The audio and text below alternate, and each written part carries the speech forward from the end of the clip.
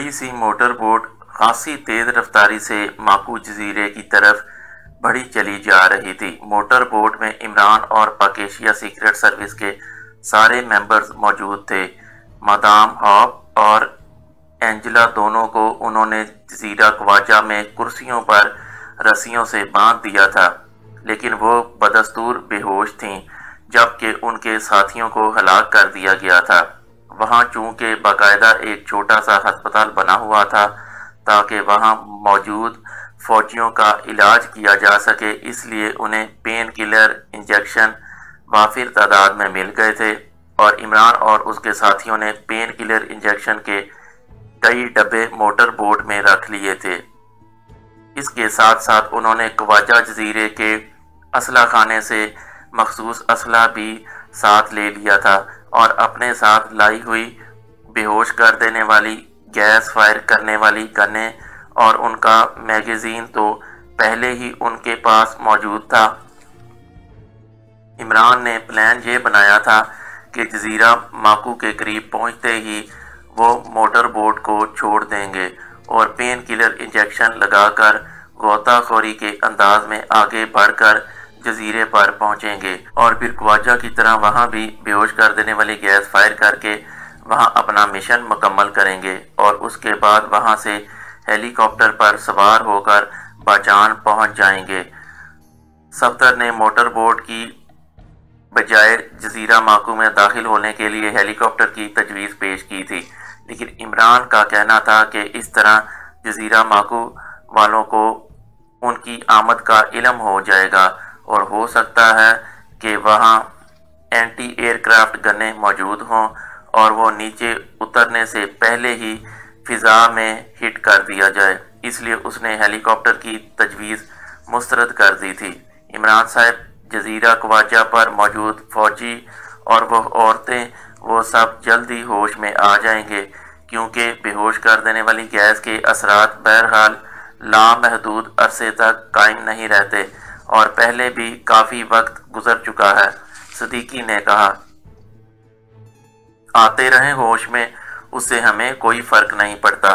انہیں کسی صورت بھی یہ معلوم نہیں ہو سکتا کہ ہم ماکو جزیرے پر پہنچ چکے ہیں، کیونکہ بہرحال اسے وہ ہر لحاظ سے ناممکن سمجھتے ہیں۔ عمران نے جواب دیا، لیکن عمران صاحب اگر پین کلر انجیکشنوں نے مطلوبہ اثر نہ دکھایا تو ہم اس سائنائڈ گیس سے ہلاک بھی ہو سکتے ہیں، کیپٹن شکیل نے کہا۔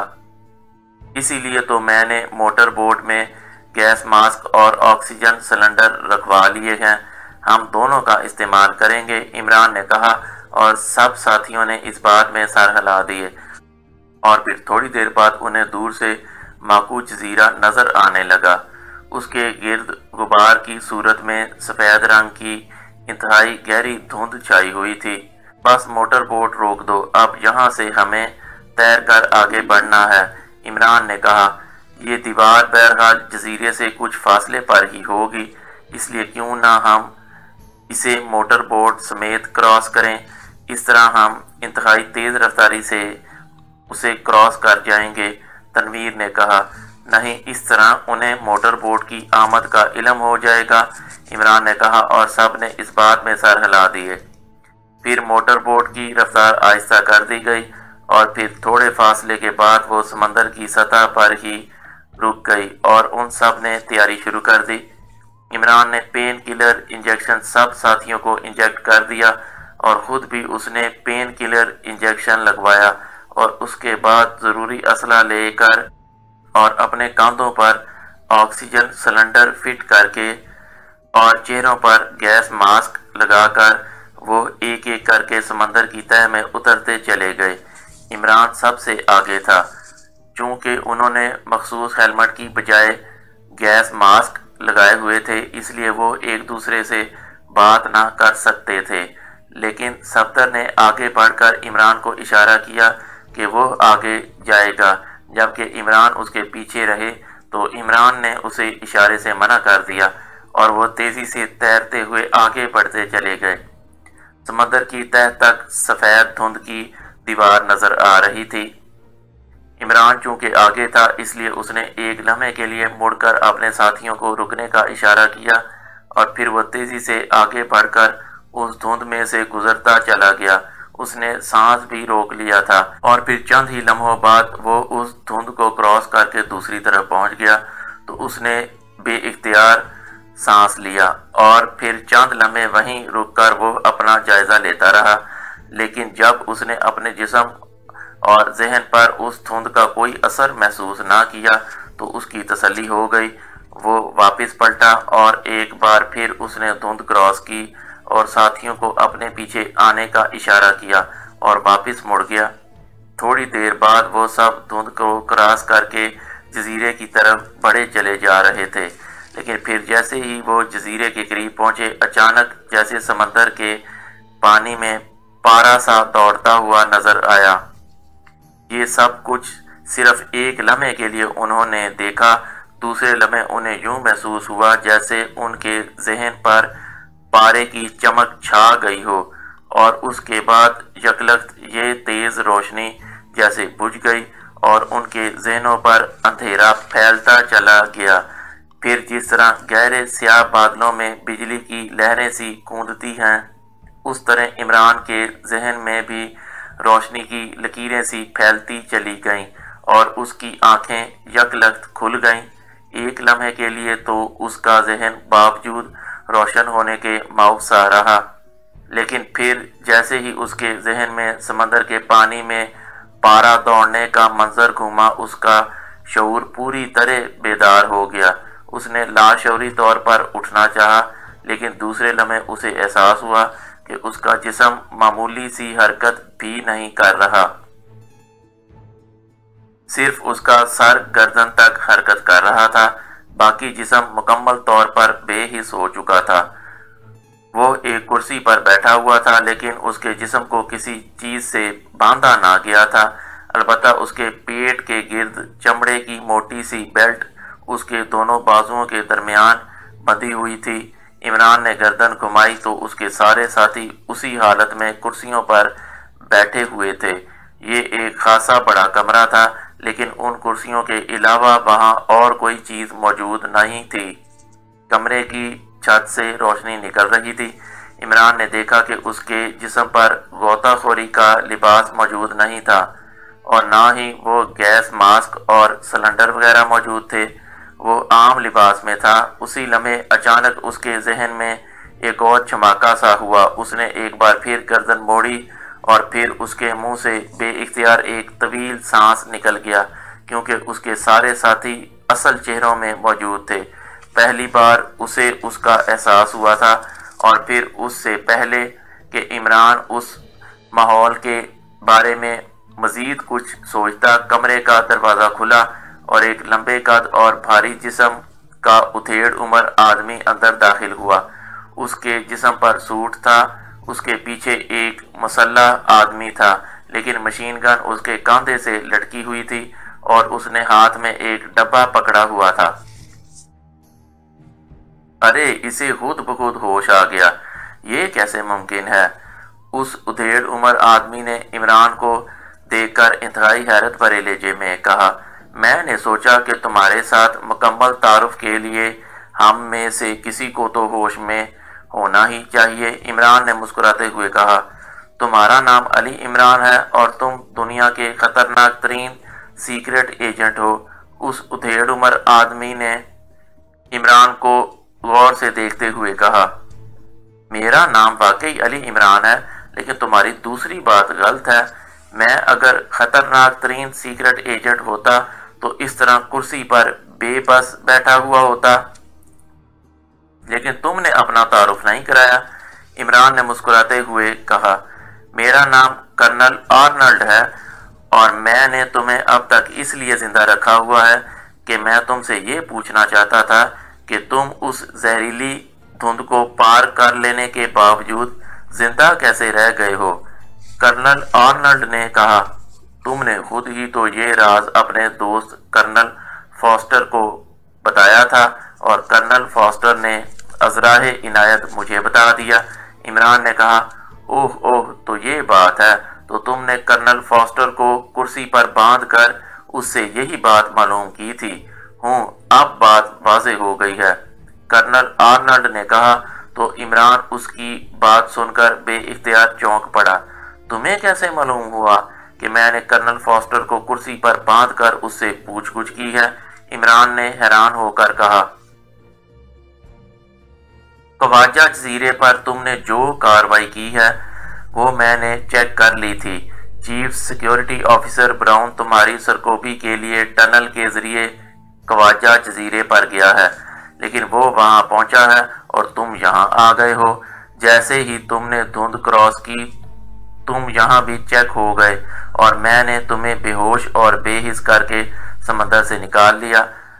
ہم اگر چاہتے تو تم وہیں سمندر کے اندر ہی ختم ہو سکتے تھے، لیکن میں صرف یہ معلوم کرنا چاہتا تھا کہ تم اس دھند کو پار کرنے کے باوجود زندہ کیسے رہے، اور ہمارے پاس ایسی مشینیں بھی موجود ہیں کہ جنہوں نے تمہیں وہیں خواجہ جزیرے پر ہی بغیر میک اپ کے ہمیں تمہاری اصل شکلیں دکھا دی تھیں، اور براؤن تمہیں جانتا ہے، اس لیے اس نے مجھے بتا دیا تھا کہ تمہارا نام علی عمران ہے، اور پھر میں نے یہاں تمہارا میک اپ صاف کرا دیا تھا۔ کرنل آرنلڈ نے پوری تفصیل سے بات کرتے ہوئے کہا۔ تو تم نے مرکری شاٹس کے ذریعے ہمیں پانی کے اندر بے حس کیا ہے؟ عمران نے کہا۔ مرکری شاٹس کے ذریعے نہیں، بلکہ مرکری ایلیمنٹ کے ذریعے۔ اگر ہم مرکری شاٹس استعمال کر دیتے تو تم جل کر راکھ ہو جاتے، کرنل آرنلڈ نے کہا۔ ٹھیک ہے، تو اب تم کیا چاہتے ہو؟ عمران نے کہا۔ تمہاری موت، اور میں نے کیا چاہنا ہے؟ کرنل آرنلڈ نے منہ بناتے ہوئے کہا، اور اس کے ساتھ ہی اس نے مڑ کر اپنے پیچھے کھڑے ہوئے مسلح فوجی سے مخاطب ہو کر اس سے مشین گن مانگ لی۔ 1 منٹ کرنل آرنلڈ، ہم تو بہرحال اب مکمل طور پر بے بس ہو چکے ہیں، اور میرے ساتھی بھی بے ہوش اور بے حس ہیں، اس لیے تمہیں ہم سے کوئی بھی خطرہ نہیں۔ اس لیے کیا تم میری زندگی کی آخری خواہش پوری کرو گے؟ عمران نے کہا۔ کیسی خواہش؟ کرنل آرنلڈ نے کہا۔ مجھے اور میرے ساتھیوں کو خصوصی عبادت کے لیے 1 گھنٹہ دے دو، اس کے بعد بے شک جو تمہارا جی چاہے کر گزرنا۔ عمران نے کہا۔ تو کرنل آرنلڈ بے اختیار ہنس پڑا۔ براؤن درست کہتا تھا، تم واقعی خطرناک حد تک ذہین آدمی ہو۔ تمہیں معلوم ہے کہ مرکری ایلیمنٹ کے اثرات 1.5 گھنٹے بعد خود بخود ختم ہو جاتے ہیں، اور آدھا گھنٹہ بہرحال گزر چکا ہے۔ کرنل آرنلڈ نے کہا۔ ایسی کوئی بات میرے ذہن میں نہیں تھی، چلو نصف گھنٹہ دے دو، اس میں تو کوئی رسک نہیں ہے۔ عمران نے جواب دیا۔ نہیں، میں تمہیں صرف 15 منٹ دے سکتا ہوں، اس سے زیادہ نہیں۔ میں تمہارے متعلق کوئی رسک نہیں لینا چاہتا، کرنل آرنلڈ نے کہا۔ شکریہ کرنل آرنلڈ، یہ تمہارا ہم پر احسان ہوگا، مرنا تو بہرحال ہم نے ہے ہی، وہاں پاکیشیا میں نہ سہی یہاں سہی، لیکن ہمیں مرتے وقت اتنا اطمینان تو رہے گا کہ ہم نے خصوصی عبادت کر لی ہے۔ عمران نے انتہائی تشکرانہ انداز میں جواب دیا۔ یہ وقت میں تمہیں اس لیے بھی دے رہا ہوں کہ میں تمہیں ہلاک کرنے سے پہلے جنرل ہلٹن سے بات کرنا چاہتا ہوں، تاکہ میں اسے بتا سکوں کہ جو کام ریڈ زیرو ایجنسی نہیں کر سکی وہ میں نے کر دیا ہے۔ کرنل آرنلڈ نے کہا۔ لیکن جنرل ہلٹن لا محالہ تم سے یہ ضرور پوچھے گا کہ ہم اس دھند کو پار کرنے کے باوجود زندہ کیسے رہے، اور پھر تمہیں بتانا ہوگا کہ تم نے یہ راز کرنل فاسٹر کو بتایا اور کرنل فاسٹر نے ہمیں بتا دیا۔ عمران نے کہا۔ تو کرنل آرنلڈ بے اختیار چونک پڑا۔ ہاں، تم درست کہہ رہے ہو، ٹھیک ہے، میں اسے کال نہیں کرتا، لیکن پھر تمہیں وقت دینے کا کیا فائدہ؟ کرنل آرنلڈ نے کہا اور مشین گن سیدھی کر دی۔ میں نے تو بہرحال تمہارے فائدے کی بات کی تھی، اگر اس کے نتیجے میں تم ہمیں خصوصی عبادت بھی نہیں کرنے دیتے تو تمہاری مرضی، میں کیا کر سکتا ہوں؟ عمران نے کہا۔ اوکے ٹھیک ہے، تم 15 منٹ تک مزید زندہ رہ سکتے ہو، کرنل آرنلڈ نے بڑے فاخرانہ لہجے میں کہا۔ میرے ساتھیوں کو ہوش تو دلا دو تاکہ ہم سب مل کر خصوصی عبادت کر سکیں۔ عمران نے کہا۔ مارٹن، انہیں خصوصی انجیکشن لگا دو اور پھر میرے آفس میں آ جاؤ۔ कर्नल आर्नल्ड ने अपने पीछे खड़े हुए नौजवान से कहा और मशीन गन उसे देकर वो तेजी से मुड़ा और दरवाजे की तरफ बढ़ गया। यस सर, मार्टिन ने कहा और मशीन गन उसने कमरे की दीवार से लगाई और फिर डब्बा खोलकर उसमें मौजूद सिरिंज बाहर निकाली जिसमें सुनहरे रंग का महलूल भरा हुआ था।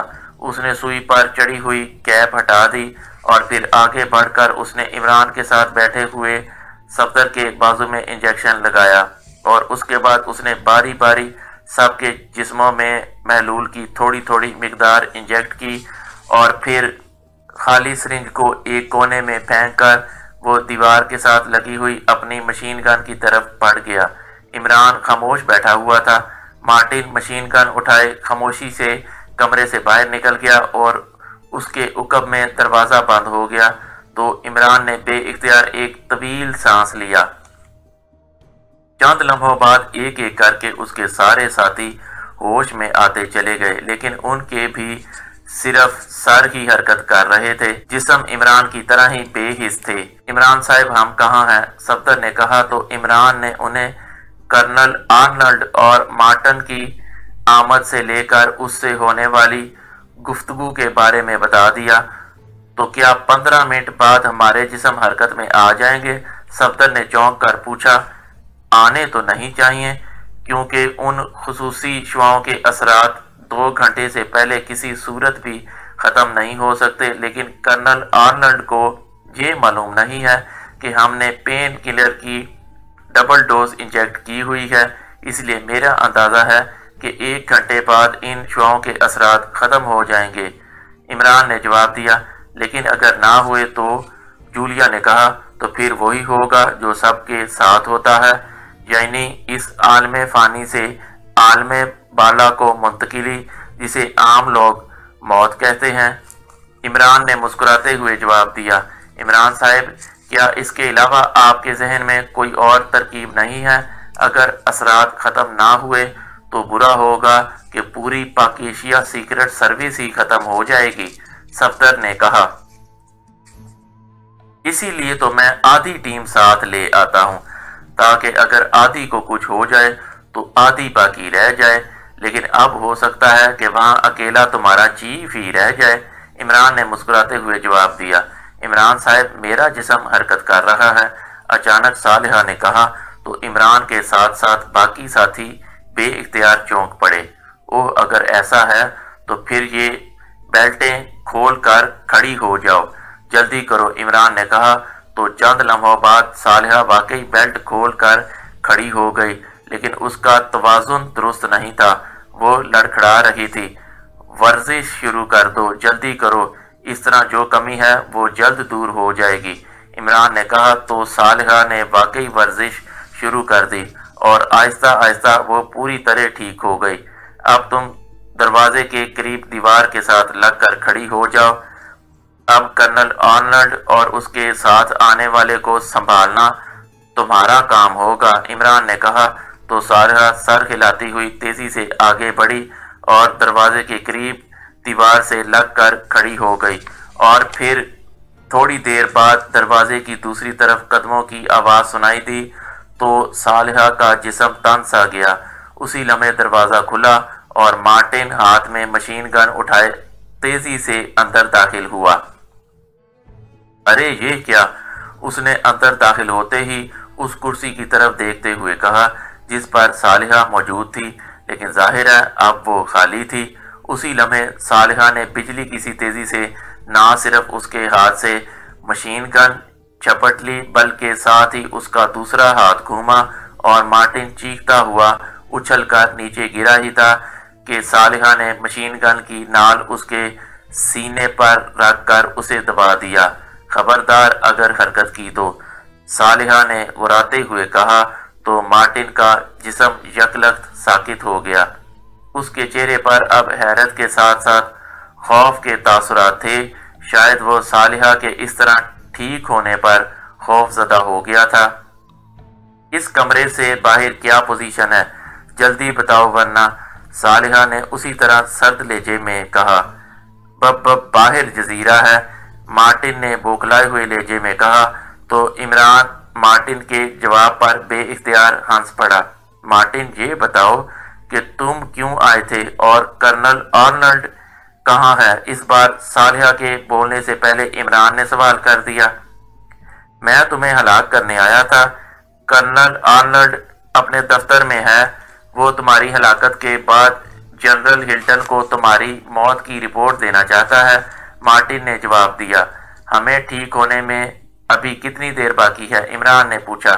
ابھی 1 گھنٹہ اور لگے گا، لیکن یہ لڑکی نہ جانے کیسے ٹھیک ہو گئی ہے، میرے تو تصور میں بھی نہیں تھا کہ ایسا بھی ہو سکتا ہے۔ یقیناً اس نے خون چوسا ہوگا، مارٹن نے حیرت بھرے لہجے میں کہا تو عمران بے اختیار چونک پڑا۔ اسے آف کر دو، لیکن فائرنگ نہ کرنا، عمران نے کہا تو صالحہ نے بجلی کی سی تیزی سے مشین گن کو اچھال کر اس کی نال سے پکڑا اور دوسرے لمحے اٹھنے کی کوشش کرتے ہوئے مارٹن کے سر پر مشین گن کا بھاری دستہ پوری قوت سے پڑا اور وہ چیخ کر نیچے گرا تو صالحہ نے دوسرا وار کر دیا اور مارٹن کے سر سے تیزی سے خون بہنے لگا۔ مارٹن کے حلق سے ایک زوردار چیخ نکلی اور اس کے ساتھ ہی اس کا تڑپتا ہوا جسم ایک جھٹکا کھا کر ساکت ہو گیا۔ جلدی کرو، اپنی کلائی پر زخم لگا کر اپنا خون سب ساتھیوں کے منہ میں ڈالو، جلدی کرو، عمران نے تیز لہجے میں کہا تو صالحہ نے بجلی کی سی تیزی سے اپنی کلائی کو خود ہی دانتوں سے کاٹ دیا اور پھر جیسے ہی اس کے زخم سے خون بہنے لگا وہ سب سے پہلے عمران کی طرف بڑھی۔ اس نے زخمی کلائی عمران کے منہ سے لگا دی اور عمران نے چند لمحوں بعد منہ ہٹا لیا تو صالحہ تیزی سے آگے بڑھ گئی۔ چند لمحوں بعد عمران کے بے حس و حرکت جسم میں حرکت کے تاثرات نمودار ہونے لگے اور عمران نے بیلٹ کھول لی اور اٹھ کر کھڑا ہو گیا، لیکن اس کا جسم لڑکھڑا رہا تھا۔ لیکن عمران نے تیزی سے اپنے جسم کو حرکت دینی شروع کر دی اور چند ہی لمحوں بعد اس کے جسم کی حرکت معمول پر آ گئی۔ اسی لمحے دروازے کی دوسری طرف قدموں کی آواز ابھری تو عمران بجلی کی سی تیزی سے دروازے کی طرف پلٹا۔ دروازہ مارٹن کے اندر آنے کے بعد خود بخود بند ہو گیا تھا۔ آنے والے قدموں کی آواز سے ہی عمران کو اندازہ ہو گیا تھا کہ آنے والا ایک ہی ہے۔ دوسرے لمحے دروازہ کھلا اور کرنل آرنلڈ اندر داخل ہوا ہی تھا کہ عمران جو دیوار کے ساتھ لگا کھڑا تھا بھوکے عقاب کی طرح اس پر ٹوٹ پڑا۔ دوسرے لمحے کرنل آرنلڈ ہوا میں کسی گیند کی طرح اچھلا، اس کے حلق سے چیخ سی نکلی اور دوسرے لمحے وہ دھماکے سے نیچے گرا اور اس کا جسم ایک لمحے کے لیے تڑپنے کے بعد ساکت ہو گیا تھا۔ اس کا چہرہ تیزی سے مسخ ہوتا جا رہا تھا۔ عمران نے اسے اٹھا کر نیچے پھینکتے ہوئے اس کی گردن میں مخصوص انداز میں بل دے دیا تھا، جس کی وجہ سے وہ نہ صرف بے ہوش ہو گیا تھا بلکہ اس کا سانس بھی رک گیا تھا، اس لیے اس کا چہرہ انتہائی تیز رفتاری سے مسخ ہوتا جا رہا تھا۔ عمران تیزی سے آگے بڑھ کر اس پر جھکا، اس نے ایک ہاتھ اس کے سر پر اور دوسرا اس کے کاندھے پر رکھ کر اس کے سر کو مخصوص انداز میں جھٹکا دیا اور پھر پیچھے ہٹ گیا۔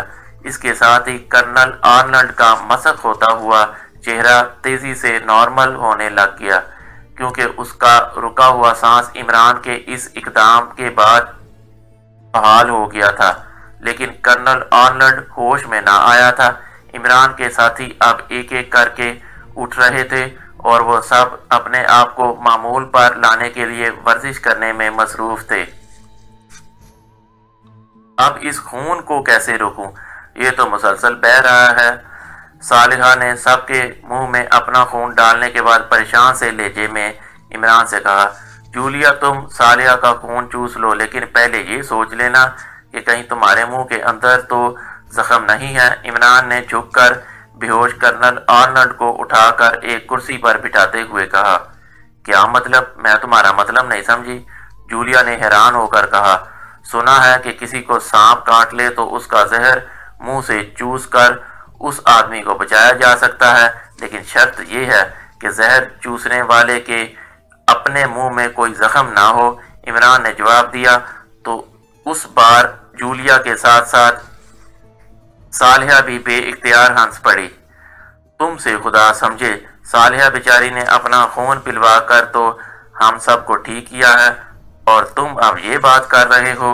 जूलिया ने हंसते हुए कहा, मैंने सुना है कि एशिया में किसी ज़माने में जहरीली औरतें होती थीं और तुम तो नहीं, अलबत्ता सालिहा बहरहाल एशियाई है। इमरान ने जवाब दिया तो सब बेइख्तियार हंस पड़े।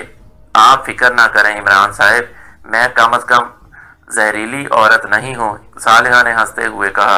अभी सफदर को जेरे निगरानी रखा जा रहा है, जब नतीजा निकलेगा फिर देखेंगे। इमरान ने कहा, ये मुझे ही क्यों जेरे निगरानी रखा जा रहा है इमरान साहब? सफदर ने चौंक कर कहा।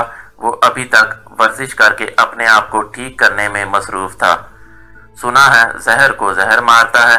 इमरान ने कर्नल आर्नल्ड के जिस्म के सामने बेल्ट लगाते हुए जवाब दिया और सब बेइख्तियार हंस पड़े, क्योंकि वो सालिहा और सफदर के हवाले से इमरान की बात समझ गए थे। लेकिन इससे पहले कि मजीद कोई बात होती, अचानक कुर्सी पर बेहोशी के आलम में बंधे बैठे कर्नल आर्नल्ड की जेब से सीटी की आवाज़ सुनाई दी तो इमरान ने चौंक कर उसकी जेब में हाथ डाला। चंद लम्हों बाद उसका हाथ बाहर आया तो उसके हाथ में एक छोटा सा लेकिन जदीद साख्त का ट्रांसमीटर मौजूद था। सीटी की आवाज़ उसी में से निकल रही थी। इमरान ने ट्रांसमीटर का बटन ऑन कर दिया। Hello hello, brown calling over, एक आवाज़ सुनाई दी। Yes colonel Arnold attending you over, Imran ने कर्नल आर्नल्ड की आवाज़ और लहजे में जवाब देते हुए कहा। कर्नल आर्नल्ड, इमरान और उसके साथियों का कहीं पता नहीं चल सका। रेड जीरो एजेंसी की मादाम हॉप और मादाम एंजेला का ख्याल है कि वो सब कहीं माकू में ना पहुंच गए हों, क्योंकि हमें एक मोटर बोट भी माकू जजीरे के करीब तैरती हुई खाली मिली है। ओवर, ब्राउन ने कहा। यहाँ वो कैसे पहुंच सकते हैं? ओवर, इमरान ने मुख्तसर सा जवाब दिया। मैंने खुद यही बात की है, लेकिन उनका ख्याल यही है, इसलिए मुझे मजबूरन आपको कॉल करनी पड़ी। आप मादाम हॉप से खुद बात कर लें। ओवर, ब्राउन ने कहा। ठीक है, कराओ बात। ओवर, इमरान ने कहा। हेलो, मैं रेड जीरो एजेंसी की मादाम हॉप बोल रही हूँ। इमरान और उसके साथियों को हमने हेलीकॉप्टर पर दूर दूर तक तलाश किया है, लेकिन उनका कहीं पता नहीं चल सका, जबकि ख्वाजा जजीरे पर मौजूद हेलीकॉप्टर वैसे ही मौजूद हैं। अलबत्ता एक मोटर बोट गायब थी जो हमें माकू जजीरे के करीब खाली तैरती हुई मिली है। उससे तो यही नतीजा निकलता है कि वो माकू जजीरे में दाखिल हो चुके हैं, लेकिन आपके चीफ सिक्योरिटी ऑफिसर ब्राउन ये बात नहीं मान रहे। लेकिन फिर वो कहाँ चले गए? ओवर, मादाम हॉप ने कहा। मादाम हॉप, ब्राउन को माकू जजीरे के बैरूनी और अंदरूनी हिफाजती निज़ाम का बखूबी इल्म है, इसलिए अगर वो आपको बता रहा है कि ऐसा मुमकिन ही नहीं है तो फिर आपको मजीद इस बात पर इसरार नहीं करना चाहिए। वो लोग किसी भी सूरत में माकू पर नहीं पहुंच सकते। ओवर, इमरान ने जवाब दिया। चूंकि मादाम हॉप ने खुद ही ब्राउन का तारफ करा दिया था, इसलिए इमरान को यह बात करने का मौका मिल गया था कि ब्राउन को माकू जजीरे के अंदरूनी और बैरूनी हिफाजती इंतजामात का इल्म है। ठीक है, अब क्या कहा जा सकता है? ओवर, मादाम हॉप ने जवाब दिया। कर्नल आर्नल्ड, अब जबकि ये लोग गायब हो चुके हैं, अब आप टनल को ख्वाजा जजीरे से लिंक कर दें ताकि मैं और मेरे साथी वापस माकू आ सकें। ओवर, ब्राउन ने कहा। नहीं ब्राउन, अब जबकि ये लोग इस तरह पूरी सरार अंदाज में गायब हो गए हैं, तो अब जब तक उनका हतमी तौर पर सुराग नहीं लग जाता, मैं कोई रिस्क नहीं ले सकता। अब तुम्हें उस वक्त तक वहीं रहना होगा जब तक ये लोग दस्तयाब होकर लाशों में तब्दील नहीं हो जाते। ओवर एंड ऑल, इमरान ने सर्द लहजे में कहा और इसके साथ ही उसने ट्रांसमीटर ऑफ कर दिया। कैप्टन शकील, तुम अपने साथियों समेत बाहर जाओ और बाहर के हालात का जायजा लो, लेकिन ख्याल रखना तुम्हें चेक नहीं होना चाहिए। मैं इस दौरान कर्नल आर्नल्ड से पूछ कुछ करता हूँ। इमरान ने कैप्टन शकील से मुखातिब होकर कहा। इमरान साहब, कम अज कम बुनियादी बातें पहले इस कर्नल से पूछ लें। کیونکہ جب تک ہمیں جزیرے پر موجود سیٹ اپ کی بنیادی باتوں کا علم نہ ہو جائے ہمارا باہر جانا خطرناک بھی ہو سکتا ہے، جبکہ ہمارے پاس اسلحہ بھی نہیں ہے۔ کیپٹن شکیل نے کہا، ٹھیک ہے، لیکن یہ شخص تربیت یافتہ ہے، اس لیے آسانی سے کچھ نہیں بتائے گا، اور میرے پاس خنجر بھی نہیں ہے کہ میں اس کے نتنے کاٹ کر اس سے پوچھ گچھ کر سکوں۔ عمران نے کہا، تو اسے فرش پر لٹا کر اس کی گردن پر پیر رکھ کر پوچھ لیں۔ صفدر نے کہا، نہیں، اس طرح لمبی بات نہیں ہو سکتی، اور میں اس سے یہاں کا مکمل سیٹ اپ معلوم کرنا چاہتا ہوں، اور وہ بھی جلد از جلد، کیونکہ ہم یہاں شدید خطرے میں ہیں۔ عمران نے کہا، اور اس کے ساتھ ہی اس نے کرنل آرنلڈ کا ناک اور منہ دونوں ہاتھوں سے بند کر دیا۔ چند لمحوں بعد جب اس کے جسم میں حرکت کے تاثرات نمودار ہونے لگے تو عمران نے ہاتھ ہٹا لیے۔ صفدر، تم اور چوہان اس کی کرسی کے عقب میں کھڑے ہو جاؤ تاکہ یہ اٹھ نہ سکے، عمران نے کہا۔ تو صفدر اور چوہان اس کرنل کے عقب میں جا کر کھڑے ہو گئے۔ چند لمحوں بعد کرنل آرنلڈ نے کراہتے ہوئے آنکھیں کھول دیں، اور پھر اس نے لاشعوری طور پر اٹھنے کی کوشش کی، لیکن اس کے عقب میں موجود صفدر اور چوہان دونوں نے اس کے کاندھوں پر ہاتھ رکھ کر اسے اٹھنے نہ دیا۔ تم لوگ کیسے ٹھیک ہو گئے؟ یہ کیسے ممکن ہے؟ کرنل آرنلڈ نے انتہائی حیرت بھرے لہجے میں کہا۔ اس کی نظریں ایک طرف فرش پر پڑی ہوئی مارٹن کی لاش پر جمی ہوئی تھیں۔ کرنل آرنلڈ، میری بات غور سے سنو، تم سمجھدار اور عقل مند آدمی دکھائی دے رہے ہو۔ اب تمہیں تو یہ معلوم ہو چکا ہے کہ ہم تمہارے یا تمہارے آدمیوں کے بس کا روگ نہیں ہیں، اور ہم چاہیں تو اس پورے جزیرے کو بھی سمندر میں دفن کر سکتے ہیں۔ اس صورت میں تم اور تمہارے ساتھی ہلاک ہو جائیں گے، جبکہ ہمارا یہاں مشن صرف پاکیشیا کے لیے ایک پرزہ حاصل کرنا ہے جس کی لیبارٹری یہاں موجود ہے، جسے آٹوگراف میٹر کہتے ہیں، اور اگر ہم وہ پرزہ حاصل کریں گے تو لا محالہ ہمیں یہاں بے پناہ قتل و غارت کرنی پڑے گی۔ اس صورت میں بھی تمہیں اور تمہارے ساتھیوں کو اگر ہم موت کے گھاٹ نہ اتاریں تو حکومت ایکریمیا تمہارا کورٹ مارشل کر کے تمہیں اور تمہارے ساتھیوں کو موت کی سزا دے دے گی، جبکہ ہماری یہاں موجودگی کا علم تمہارے علاوہ مارٹن کو تھا، اور مارٹن ہلاک ہو چکا ہے، اس لیے وہ کسی کو کچھ نہیں بتا سکتا۔ تمہارے چیف سیکیورٹی آفیسر براؤن کی کال آئی تھی، وہ جزیرہ خواجہ سے بول رہا تھا۔ وہاں ریڈ زیرو ایجنسی کی مدام ہاپ اور مدام اینجلا کا خیال ہے کہ ہم یہاں داخل ہو چکے ہیں، لیکن میں نے تمہاری آواز اور لہجے کی نقل کرتے ہوئے براؤن کو بھی اور مدام ہاپ اور مدام اینجلا کو بھی یقین دلا دیا ہے کہ ہم یہاں داخل نہیں ہوئے، اور اس کمرے سے باہر کسی کو معلوم نہیں ہے کہ ہم یہاں موجود ہیں۔ اس لیے اب تمہارے سامنے دو صورتیں رکھتا ہوں، تم ان میں سے جو چاہو قبول کر لو۔ ایک تو یہ کہ تم ہمیں آٹوگراف میٹر دے دو اور ہم خاموشی سے واپس چلے جائیں، اس طرح کسی کو بھی معلوم نہ ہو سکے گا کہ ہم یہاں داخل بھی ہوئے تھے۔ ہم خاموشی سے باجان چلے جائیں گے اور پاکیشیا جا کر یہ اعلان کر دیں گے کہ ماکو جزیرہ ناقابل تسخیر ہے، اس لیے ہمارا مشن ناکام ہو گیا ہے۔ دوسری صورت یہ ہے کہ ہم تمہیں ہلاک کر دیں، اور اس کے بعد اس پورے جزیرے پر موجود تمام افراد کو موت کے گھاٹ اتار کر یہاں سے پرزہ بھی حاصل کر لیں، اور اس کے بعد اس جزیرے کو مکمل طور پر تباہ کر کے یہاں سے نکل جائیں۔ تم دو ٹوک انداز میں بتاؤ کہ تمہیں کون سی صورت قبول ہے، عمران نے پوری تفصیل سے بات کرتے ہوئے کہا۔ لیکن تمہارے یہاں آنے کا علم تو آپریشن روم کے ہیری کے ساتھ ساتھ ایکشن گروپ کے 15 آدمیوں کو بھی ہے، وہی تو تمہیں سمندر سے نکال کر یہاں لائے تھے، کرنل آرنلڈ نے جواب دیا۔ تم نے جنرل ہلٹن کو تو نہیں بتایا کہ ہم یہاں موجود ہیں، عمران نے کہا۔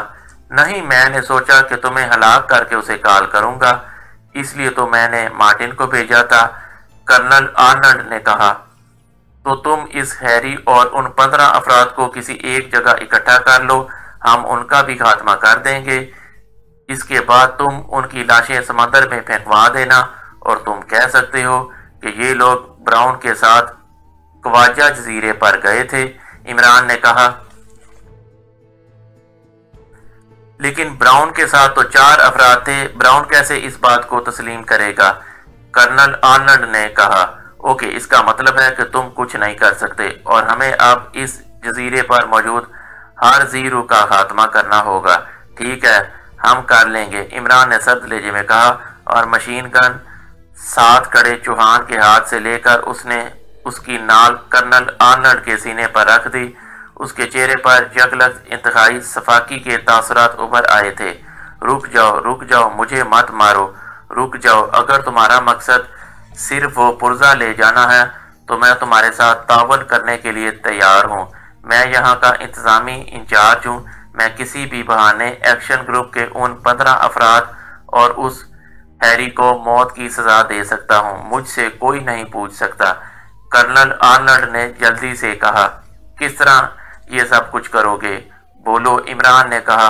तुम मुझे छोड़ दो, मैं जाकर पुर्जा स्टोर से ले आता हूँ और तुम्हें दे देता हूँ। उसके बाद मैं हैरी को इंतजामात ऑफ करने का कह दूंगा और तुम यहाँ से खामोशी से निकल जाना। उसके बाद मैं जानूं और मेरा काम। कर्नल आर्नल्ड ने कहा, नहीं, इस तरह नहीं।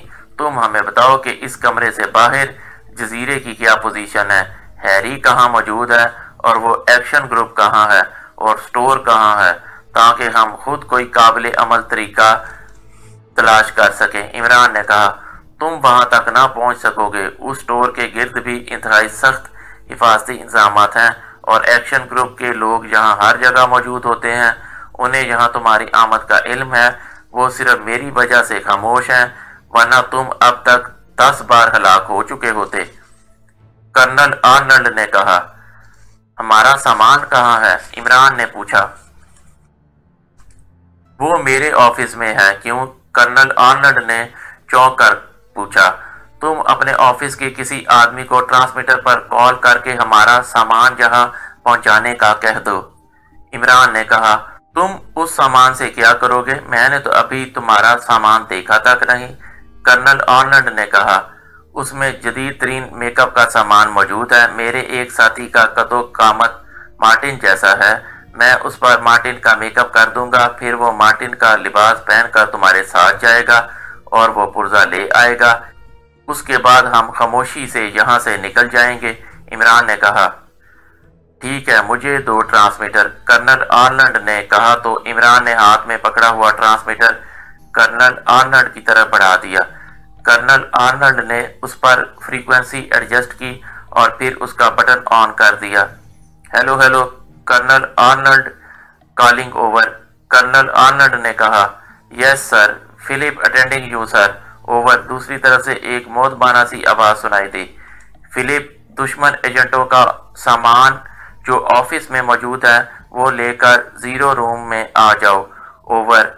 कर्नल आर्नल्ड ने कहा, यस सर, ओवर। दूसरी तरफ से कहा गया और कर्नल आर्नल्ड ने ओवर एंड ऑल कहकर ट्रांसमीटर ऑफ कर दिया। इस 0 रूम के बाहर क्या है?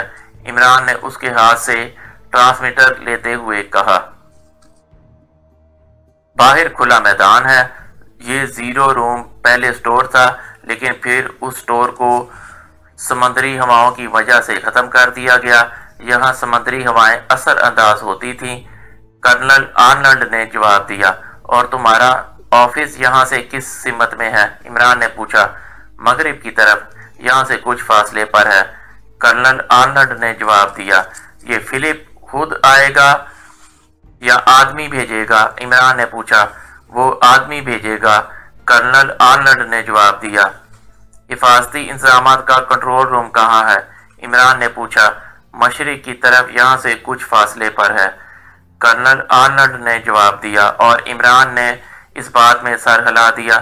थोड़ी देर बाद कमरे के बाहर कदमों की आवाज उभरी तो इमरान के इशारे पर उसके साथी तेजी से दरवाजे की साइडों में हो गए, जबकि चौहान और सफदर वैसे ही कर्नल आर्नल्ड की पुश्त पर खड़े रहे। दूसरे लम्हे दरवाजा खुला और 2 आदमी हाथों में बैग उठाए जैसे ही अंदर दाखिल हुए। عمران کے ساتھی ان پر جھپٹ پڑے اور چند لمحوں بعد ہی دونوں کی گردنیں ٹوٹ چکی تھیں۔ کرنل آرنلڈ ہونٹ بیچے خاموش بیٹھا رہا۔